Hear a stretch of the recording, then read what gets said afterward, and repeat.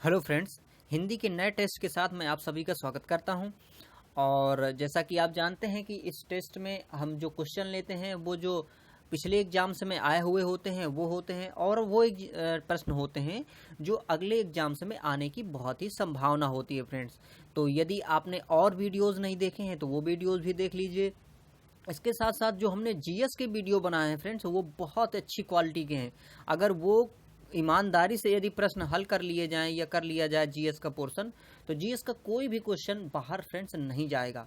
तो देखिए, UP triple SC का कोई भी एग्जाम दे रहे हैं आप जिसमें से हिंदी आना है, आपको ये बहुत ही हेल्पफुल होने वाले हैं। तो चलिए देखते हैं यहाँ पर हमने क्या प्रश्न रखे हैं। तो देखिए, अगले जो 3 प्रश्न हैं इनमें हमें खाली स्थान है, और खाली स्थान में विकल्पों से वर्ड लेके उसको क्या करना है, वहाँ पे फिलअप करना है, मतलब भरना है। तो देखिए, यहाँ पर जो पहला प्रश्न दिया है वो दिया है मनुष्य के, फिर खाली स्थान मतलब डॉट डॉट, तो मनुष्य के डॉट डॉट में पुस्तकें उसकी मित्र, मार्गदर्शक, प्रेरक और साथी होती हैं। ऑप्शन दिया है हमारे पास कष्ट, सुख, एकांत और तनाव।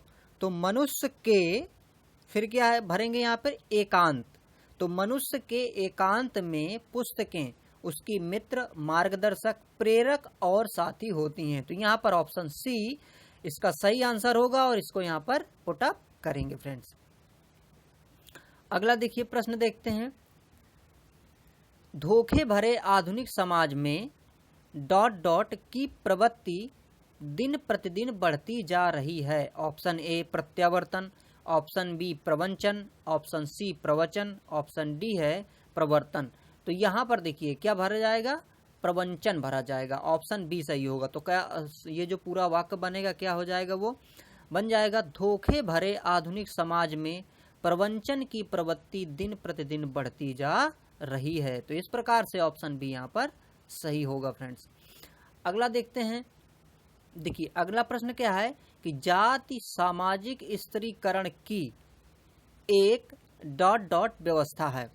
ऑप्शन ए में है मानकीय, ऑप्शन बी में क्रमिक, ऑप्शन सी में आंतरिक और ऑप्शन डी में आदर्श। तो जाति सामाजिक स्त्रीकरण की एक मानकीय व्यवस्था है ना। कैसी व्यवस्था है ये, मानकीय व्यवस्था है। अर्थात हमारा जो ऑप्शन है ए सही होगा, और ये बन जाएगा जाति सामाजिक स्त्रीकरण की एक मानकीय व्यवस्था है।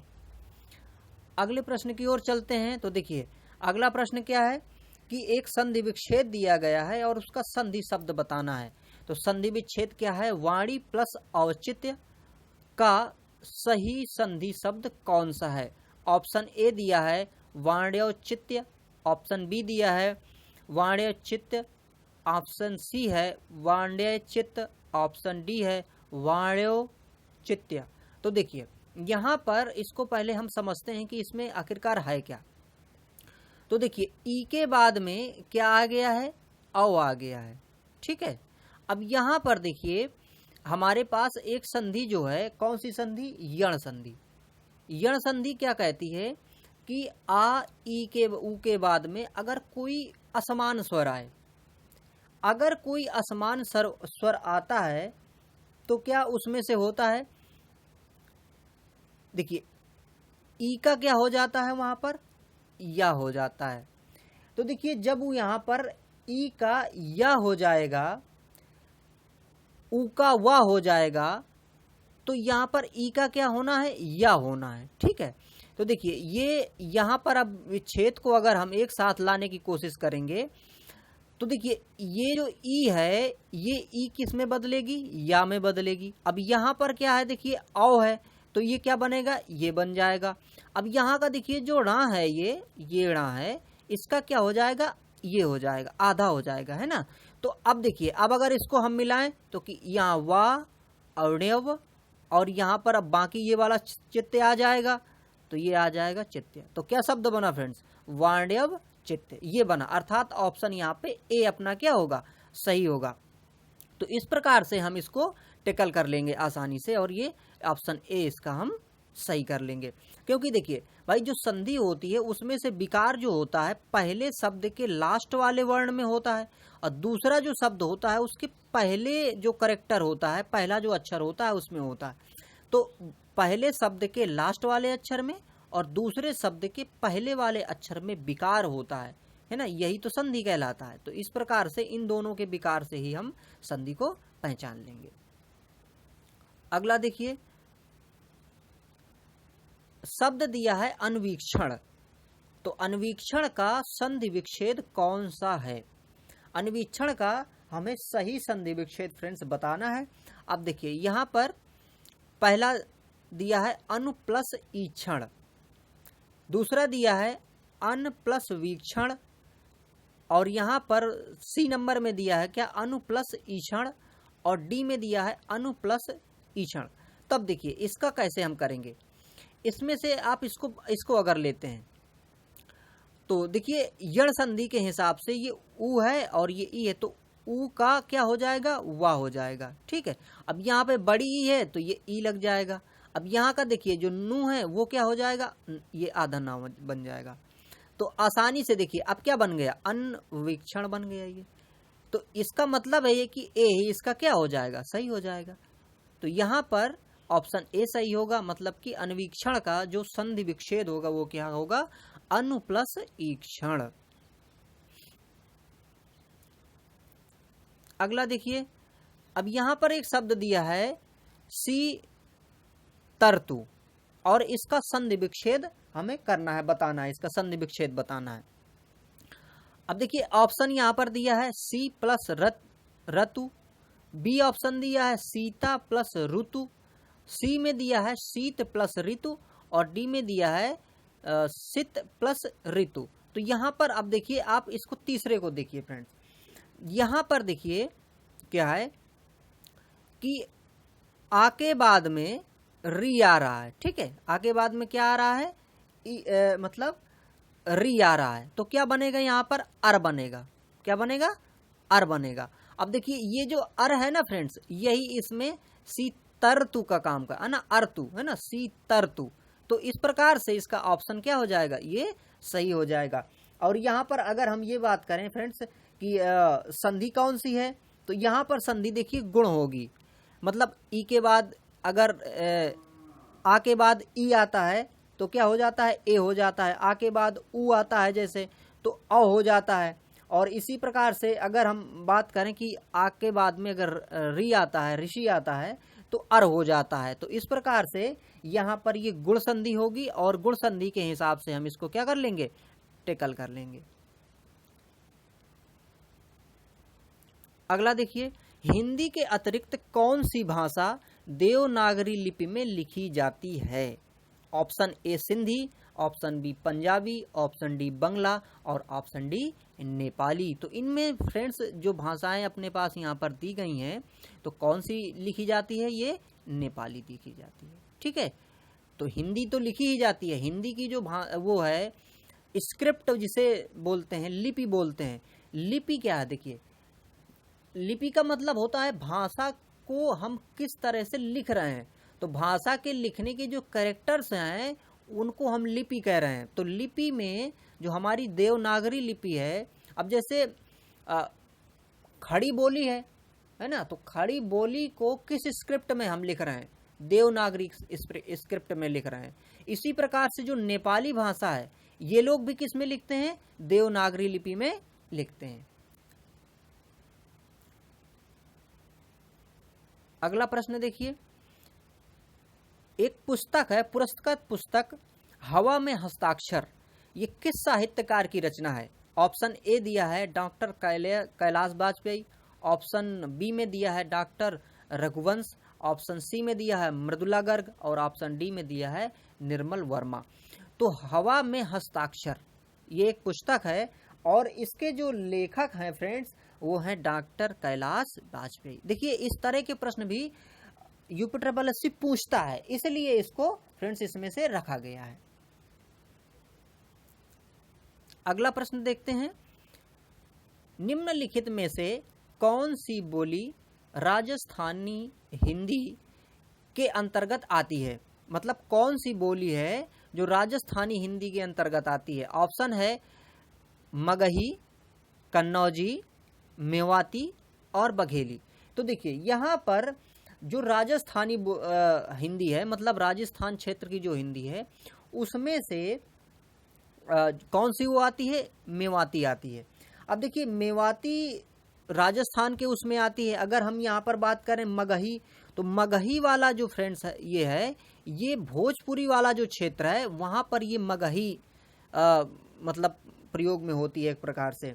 इसके बाद अगर हम यहाँ पे देखिए कन्नौजी को देख लें, तो कन्नौजी जो कन्नौज क्षेत्र, मतलब जो कानपुर का क्षेत्र थोड़ा सा मिलता हुआ है, यहाँ पर ये कन्नौजी वाली है। अब बघेली कहाँ पे है? बघेलखंड में। बघेलखंड का जो क्षेत्र है वो जो मध्य प्रदेश का मंडला और रीवा के बगल से थोड़ा सा जो क्षेत्र है वहाँ पर ये बघेली का मतलब प्रचलन है एक प्रकार से, तो यहाँ पर बघेली होती है। तो राजस्थानी हिंदी में कौन सी आती है? मेवाती आती है फ्रेंड्स। ऑप्शन सी इसका सही होगा। अगला देखिए, युधिष्ठिर किस समास का समस्त पद है? ये इसी तरह से क्वेश्चन पूछे जाते हैं फ्रेंड्स। तो देखिए युधिष्ठिर किस समास का समस्त पद है? ऑप्शन ए कर्मधारय, ऑप्शन बी है अधिकरण तत्पुरुष, ऑप्शन सी में दिया है अलुक तत्पुरुष, और ऑप्शन डी में दिया है न तत्पुरुष। तो यहाँ पर देखिए ये है फ्रेंड्स अलुक तत्पुरुष, है ना। युधिष्ठिर क्या है? अलुक तत्पुरुष है। और इसमें से एक विशेषता ये होती है कि जो अलुक तत्पुरुष समास होता है, इसमें से पूर्व जो पद होता है उसका लोप नहीं होता है ना। युधिष्ठिर का मतलब क्या होता है? जो युद्ध में स्थिर रहे, है ना। तो पांडवों के जो बड़े भाई थे तो उन्हें युधिष्ठिर कहते हैं। तो इसमें से जो पूर्व पद होता है उसका लोप नहीं होता है। और यहाँ पर फ्रेंड्स हमें ध्यान रखना है कि अलुक तत्पुरुष होता है। अगला प्रश्न देखते हैं। अगला प्रश्न है 8 अध्याय हैं जिसमें यह किस समास का उदाहरण है? ऑप्शन ए द्विगु, ऑप्शन मतलब ए में द्विगु है, ऑप्शन बी में बहुब्री है, ऑप्शन सी में द्वंद्व है, ऑप्शन डी में है कर्मधारय। तो 8 अध्याय हैं जिसमें, इसमें फ्रेंड्स जो समास है वो कौन सा है? वो है देखिए द्विगु समास, है ना। लेकिन अब देखिए यहाँ पर द्विगु जैसा लग रहा है, लेकिन एक्चुअली यहाँ पे द्विगु ना होके क्या होगा? बहुब्रीहि होगा। कैसे? देखिए 8 अध्याय। अब क्या होता है कि अगर कोई भी समास में या पद में अगर पहले संख्या दी होती है तो वो द्विगु होता है। लेकिन अब देखिए द्विगु ना होके ये बहुब्रीहि क्यों? बहुब्रीहि की विशेषता ये होती है कि अगर पद किसी अलग चीज को बताते हो तो वहां पर ये क्या होता है? बहुब्रीहि होता है। अब 8 अध्याय हैं जिसमें, इसको पता है क्या कहा जाता है? इसको कहा जाता है अष्टाध्यायी। क्या कहा जाता है? अष्टाध्यायी। और अष्टाध्यायी क्या है एक्चुअली? अष्टाध्यायी एक तीसरी अलग चीज को बता रहा है, वो बता रहा है व्याकरण ग्रंथ को। तो व्याकरण ग्रंथ को चूंकि ये बता रहा है अष्टाध्यायी, इसलिए यहां पर ये द्विगु ना होके कौन सा समाज में चला जाएगा? ये चला जाएगा फ्रेंड्स बहुब्रीहि समास में। नहीं तो यहां पर कौन सा समास होता? द्विगु समास होता। तो इस प्रकार से हमारा ऑप्शन क्या होगा? बी सही होगा, और ये बताएगा बहुब्रीहि समास को फ्रेंड्स। अगला प्रश्न देखते हैं। अगला प्रश्न है निम्नलिखित में से कौन सा रस बीभत्स रस का या बीभत्स का विरोधी है? ऑप्शन ए भयानक, ऑप्शन बी वीर, ऑप्शन सी श्रृंगार, और ऑप्शन डी करुण। तो बीभत्स जिसका जुगुप्सा स्थायी भाव होता है, तो बीभत्स रस का श्रृंगार रस क्या है? इसका विपरीत या विरोधी है। जैसे बीभत्स में क्या होता है? घृणा होती है ना, हमें कोई चीज घृणित लगती है। लेकिन श्रृंगार में क्या होता है? हमें कोई प्रिय लगता है ना, तो वहां पर श्रृंगार होता है। तो इस प्रकार से बीभत्स का जो विपरीत होगा वो क्या होगा? श्रृंगार होगा। अगला देखिए, राजा भिक्षुक को दान देता है, वाक्य में कौन सा कारक है? ऑप्शन ए कर्म कारक, ऑप्शन बी अपादान कारक, ऑप्शन सी संप्रदान कारक, और ऑप्शन डी कर्ण कारक।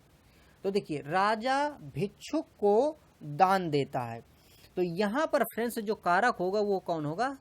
संप्रदान कारक। भिक्षु को मतलब भिक्षुक के लिए दान देता है, तो इस प्रकार से यहाँ पर संप्रदान के लिए, है ना। वो जो आता है ना, जिस तरह से हम कहते हैं कारकों में कर्ता ने कर्म को कर्ण से द्वारा, इसी प्रकार से संप्रदान में क्या होता है? के लिए। तो राजा किसके लिए? राजा भिक्षु के लिए दान देता है, संप्रदान कारक। अगला देखिए, सदैव का विलोम शब्द हमें बताना है फ्रेंड्स। ऑप्शन ए है विरत, ऑप्शन बी विरद, ऑप्शन सी विरज, ऑप्शन डी है विरल। तो यहां पर देखिए जो शब्द है सदैव, ठीक है, सदैव का जो विलोम होता है फ्रेंड्स वो क्या होता है, विरद। ठीक, सदैव का विलोम विलोम विरद। अगला देखिए, सहोदर, इसका विलोम बताना है, सहोदर का विलोम बताना है। ऑप्शन ए है परोदर, ऑप्शन बी है अधर, और ऑप्शन डी है अन्योदर, ऑप्शन डी है यहाँ पे कुधर। तो देखिए सहोदर का मतलब क्या होता है, एक ही उदर से, और परोदर का मतलब क्या होता है, अलग, मतलब दूसरे उदर से।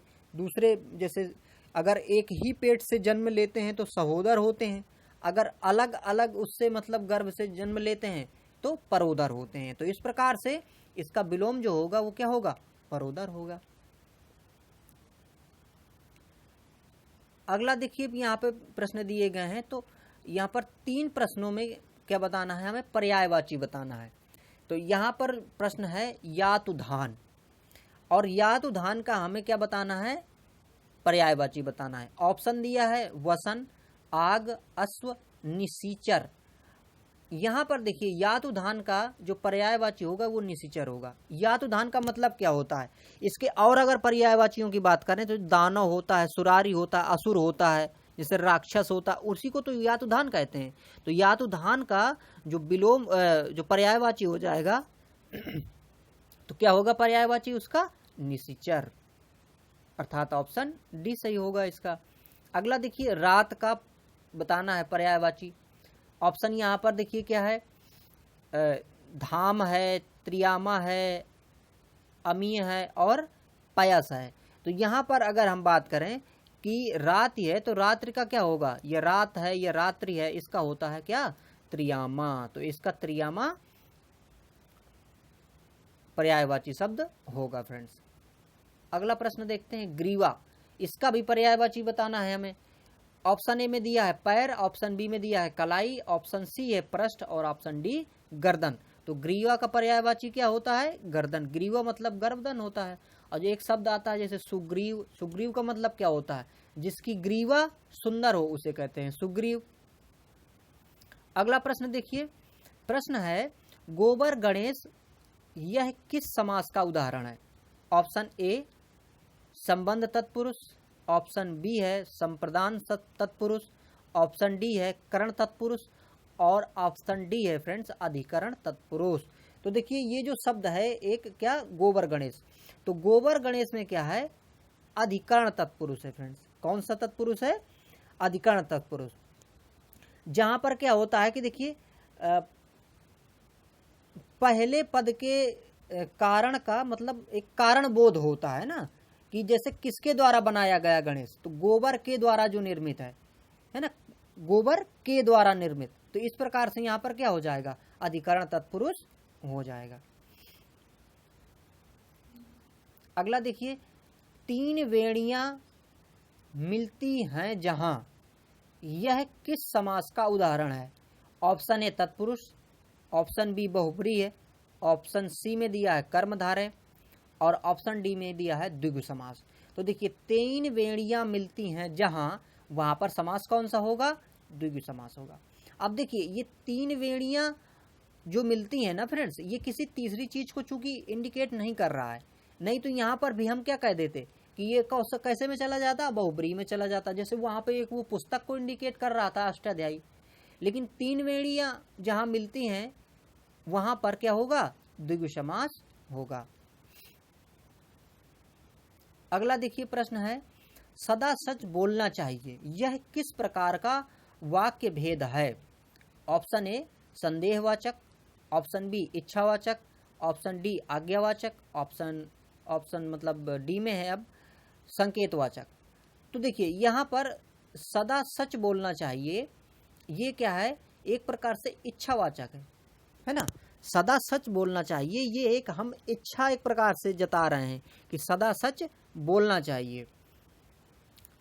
अगला प्रश्न देखते हैं, यहाँ पर देखिए अब 2 प्रश्न हैं जिनमें से आपको क्या बताना है कि जो सही हैं वाक्य उनको यहाँ पर आपको चिन्हित करना है। तो देखिए पहला क्या दिया है, नदी के किनारे बहुत पेड़ खड़ा है। ऑप्शन बी में दिया है छात्र अनुशासन प्रिय होना चाहिए। ऑप्शन सी में दिया है युद्ध मनुष्य को अमानवीय बनाता है। और ऑप्शन डी है साधनों का विकास करने होंगे। तो इसमें देखिए सही कौन सा है, सही तीसरा, युद्ध मनुष्य को अमानवीय बनाता है, ये इसमें क्या है, सही वाक्य है। तो ऑप्शन सी इसका सही हो जाएगा। वाक्यों को पढ़ने से भी, जब उनको अगर हम सही से पढ़ते हैं ध्यान देके, तब भी हमें पता चल जाता है कि कौन सा वाक्य सही है या कौन सा गलत है। अगला वाक्य देखिए दिया है, इसमें भी हमें सही वाक्य का चयन करना है। ऑप्शन ए में दिया है माँ को अपने पुत्र में ममता होती है। ऑप्शन बी दिया है माँ को अपने पुत्र पर ममता होती है। ऑप्शन सी दिया है माँ को अपने पुत्र से ममता होती है। और ऑप्शन डी दिया है माँ को अपने पुत्र की ममता होती है। तो बताइए फ्रेंड्स कौन सा इसमें सही वाक्य है। इसमें है सी वाक्य सही है ना। ये वाक्य क्या है, इसमें से सही वाक्य की तरह है। तो फ्रेंड्स ये क्वेश्चन थे तो जो हमने डिस्कस किए फ्रेंड्स, और अपनी प्रतिक्रिया जरूर दें फ्रेंड्स कि आपको ये वीडियोस कैसे लगे। और देखिए ये क्वेश्चन अच्छे हैं और इसी तरह के क्वेश्चन फ्रेंड्स आते हैं, जैसा कि मैंने शुरुआती ही आपसे कहा कि हमने पीछे से ये क्वेश्चन टेकल किए हैं। इसके साथ साथ में आप जीएस वाले वीडियोस भी देखें और अपनी तैयारी को आप बेहतर से बेहतर की ओर ले जाएं फ्रेंड्स। तो फ्रेंड्स इस वीडियो को आपने देखा, आपका बहुत बहुत धन्यवाद।